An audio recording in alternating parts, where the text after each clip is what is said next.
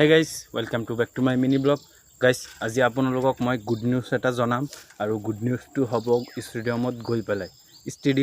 পেলাই বলক এতিয়া আমি গৈ থাকোঁ ভিডিঅ'টো চাই থাকিব আপোনালোকে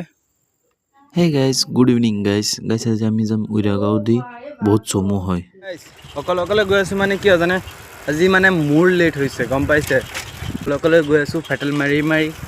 আহি চাওঁ বাছা ষ্টেডিয়ামত সোমাই আছে ময়ো সোমাই দিছোঁ সোমাই পেলাই চাওঁ গছকেইটা মানে লেভেল কৰি আছে সোনকালে অহাৰ কাৰণে কেইটামান ৰাবাৰ বল দি খেলি লৈছোঁ খেলি পেলাই নেটছত গুচি গৈছোঁ কিয় আজি নেটছ হ'ব নেটছত সোমাই পেলাই ডাঙৰ ঘাঁহকেইটা মানে প্ৰিন্সে উঠাই আছে আৰু এইকেইটা মানে ৰোলাৰ মাৰি আছে গম পাইছে